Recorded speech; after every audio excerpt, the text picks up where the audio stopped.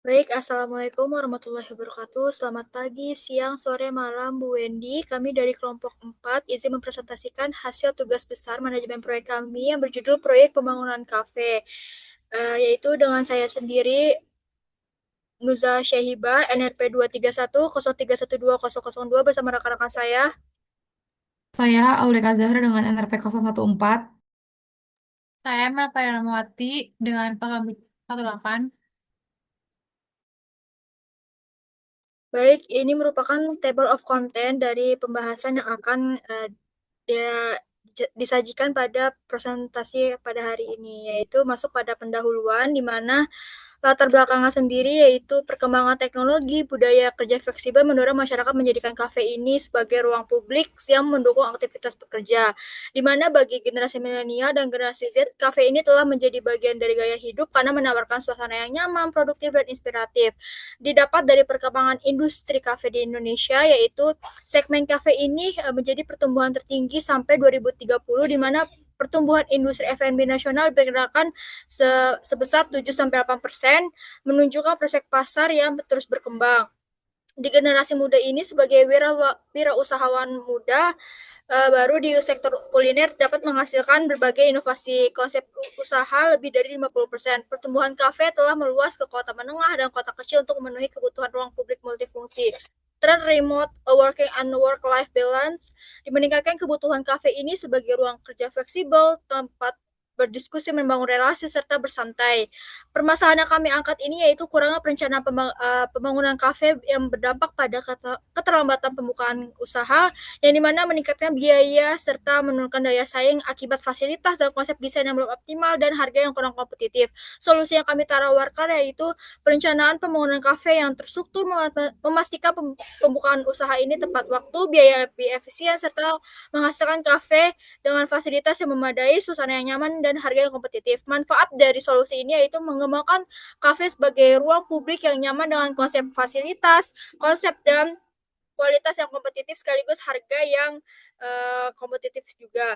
Dari proyek pembangunan kafe ini di mana kafe ini tuh prospek yang paling menjanjikan dan layak untuk dilaksanakan. Baik, kita masuk pada tujuan proyek dibagi menjadi 4, yaitu membangun kafe berkonsep ruang multifungsi dengan kapasitas uh, lebih dari sama dengan 60 pengunjung, dilengkapi area indoor, outdoor, akses internet, dan stop kontak. Lalu yang kedua itu mengoptimalkan pelaksanaan proyek dengan melalui pengendalian biaya serta pemanfaatan sumber daya yang secara efisien. Lalu yang ketiga itu menghasilkan kafe yang lebih aman, nyaman, fungsional, dan siap beroperasi. Lalu yang terakhir itu menyelesaikan pembangunan kafe melalui dari survei lokasi hingga uji kelayakan dalam 58 hari kerja sesuai jadwal. Baik, kita masuk pada ruang lingkup proyek di mana terbagi menjadi dua, ada ruang lingkup proyek dan batasan proyek. Didapat sudah ada disajikan pada tabel tersebut. Oke, satu di sini kita akan lanjut ke bab 2, itu ada Project Integration Management. Di sini ada eh, project profile di mana dia akan menjelaskan identitas umum pada proyek pembangunan kafe ini. Di sini ada informasinya. Nah, proyeknya itu kita ada proyek pembangunan kafe, terus lokasinya itu kita di Jakarta. Jenis proyeknya itu kita proyek konstruksi skala menengah. Terus buat ownernya itu kita pemilik usaha, kontraktornya itu kita kelompok 4 sendiri. Dan untuk nilai proyeknya ini kita sebesar 540.200.000 rupiah. Dan buat durasi proyeknya itu 58 hari dimulai dari tanggal 1 Juli sampai 28 September. Selanjutnya ada project karakter yang dimana di sini kurang lebih sama yang tadi saya sebutkan di sebelumnya.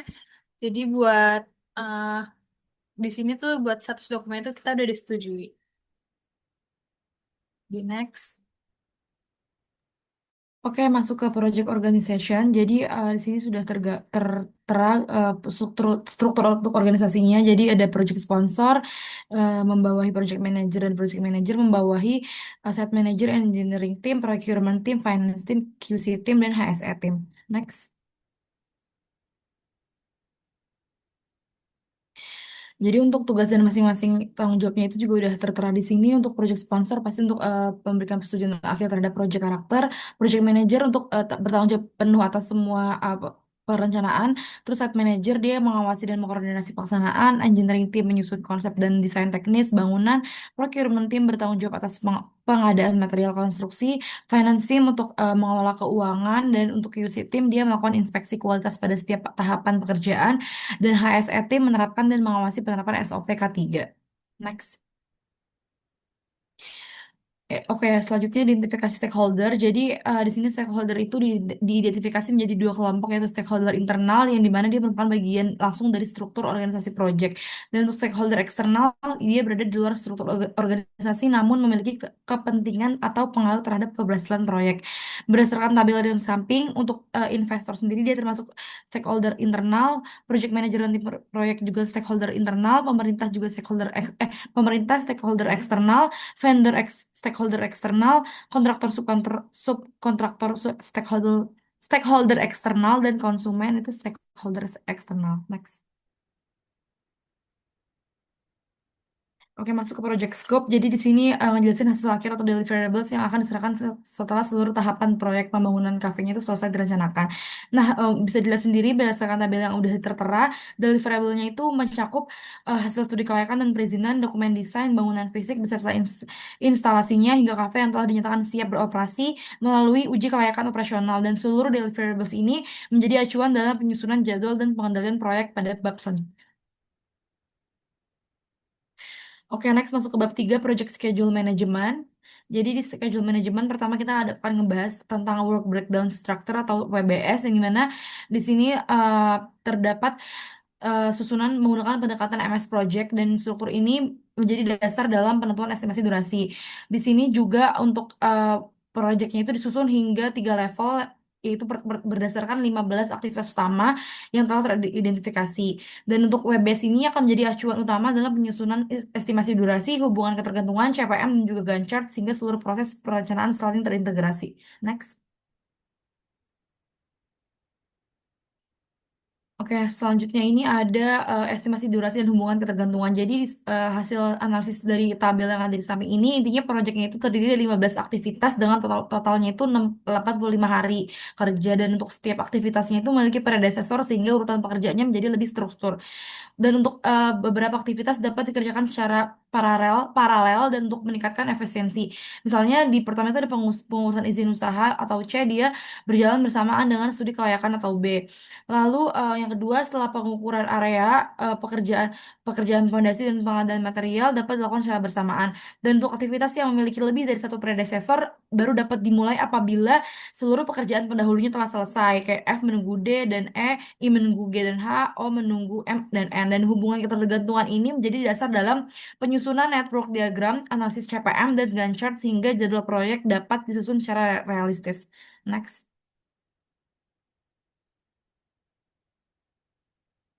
Oke, masuk ke analisis jalur kritis atau CPM. Jadi berdasarkan hasil analisis menggunakan CPM itu diperoleh jalur kritis yang menentukan waktu penyelesaian proyek. Dan untuk hasilnya itu untuk jalur kritisnya itu ada di A, B, D, F, G, I, J, M, O.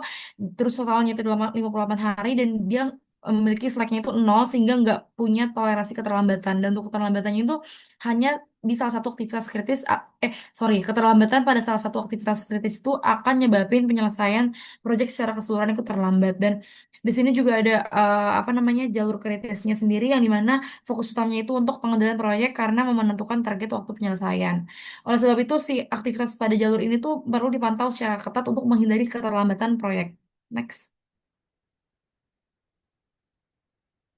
Oke, masuk ke penjadwalan atau Gantt chart. Jadi Gantt chart di sini itu digunain untuk menggambarkan jadwal pelaksanaan seluruh aktivitas proyek berdasarkan estimasi durasi dan hubungan ketergantungan yang telah ditentukan.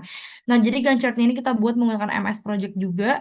Untuk hasilnya itu pertama kita mulai di 1 Juli dan selesai di 28 September 2026 dengan total durasi 85 hari, dan milestone utama itu ditunjukkan pada penyelesaian tahapan penting proyek seperti penyelesaian tahapan perencanaan, konstruksi, finishing, hingga uji kelayakan sebelum proyek dinyatakan selesai. Bisa dilihat aja untuk Gantt chart-nya. Next. Oke, lanjut pada Project Resource Management, di mana pada tabel ini disajikan resource sheet yang pada yang dihasilkan oleh Microsoft Project, yang dimana berdasarkan resource sheet ini tuh dapat diketahui bahwa proyek pembangunan ini melibatkan total 16 aktivitas jenis tenaga kerja, 7 material utama, dan 5 jenis peralatan konstruksi. Oke, lanjut.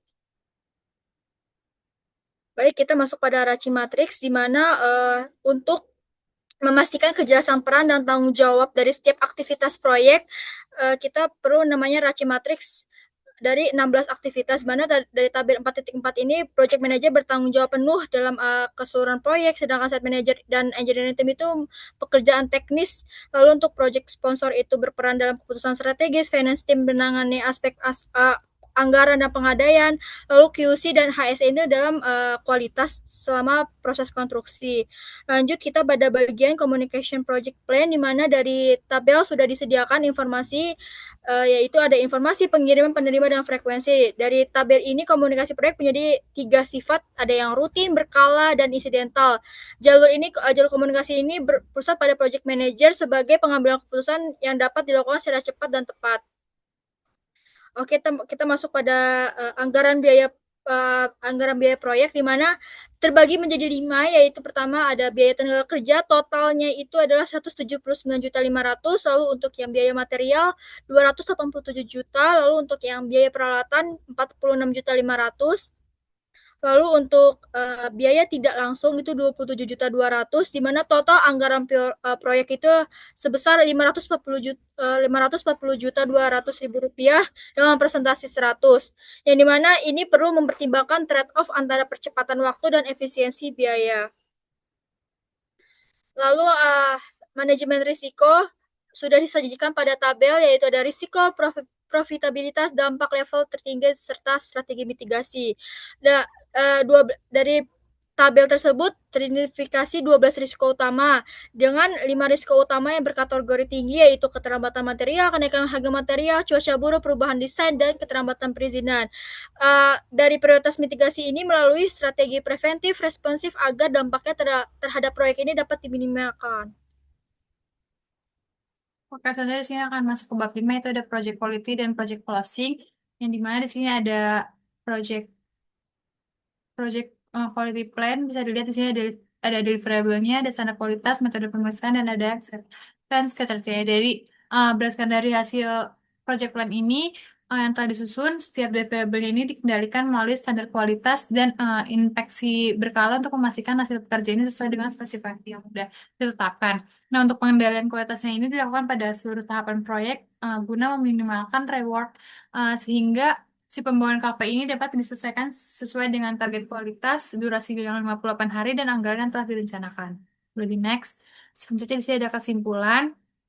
Jadi, pada kesimpulan kali ini, untuk pembangunan proyek KP ini direncanakan berlangsung selama 58 hari, dimulai dari 1 Juli sampai 28 September, dengan total anggaran itu sedianya sebesar 540.200.000 rupiah, dengan hasil critical path methodnya itu touch PM ini menunjukkan bahwa beberapa aktivitasnya ini berada pada jalur kritis, sehingga keterlambatan pada salah satunya akan mempengaruhi penyelesaian proyek. Nah, untuk risiko utama itu meliputi keterlambatan material, perubahan desain, cuaca, dan keterlambatan pekerjaan konstruksi. Oleh karena itu, diperlukan penerapan manajemen risiko, pengendalian mutu, serta monitoring jadwal secara berkala agar proyeknya selesai tepat waktu dan sesuai dengan anggaran biaya yang sudah ditetapkan. Jadi next. Selanjutnya di sini ada sarannya. Udah kami buat di sini ada beberapa saran. Yang pertama itu kita harus meningkatkan pengawasan pada aktivitas jalur kritis, khususnya pekerjaan fondasi, struktur dinding, pemasangan rangka atap, dan pengerjaan finishing. Terus yang kedua itu perkuat pengendalian risiko dan pengadaan material dengan memastikan ketersediaan materialnya uh, melalui koordinasi yang lebih insentif. Terus yang ketiga itu melakukan monitoring jadwal dan biaya secara berkala untuk menggunakan MS Project sehingga pengembangan proyek ini dapat dipantau secara real time. Dan yang keempat itu melakukan inspeksi kualitas pada setiap tahapan pekerjaan sesuai dengan project quality plan-nya. Dan yang terakhir itu kita harus menyiapkan dana cadangan atau kontingensi dan sumber daya tambahan untuk mengantisipasi kemungkinan terjadi pembengkakan biayanya. Kita boleh di next. Baik, ini merupakan daftar pustaka yang kami gunakan. Baik, sekian terima kasih dari presentasi kelompok 4. Apabila ada kesalahan mohon dimaafkan. Wassalamualaikum warahmatullahi wabarakatuh.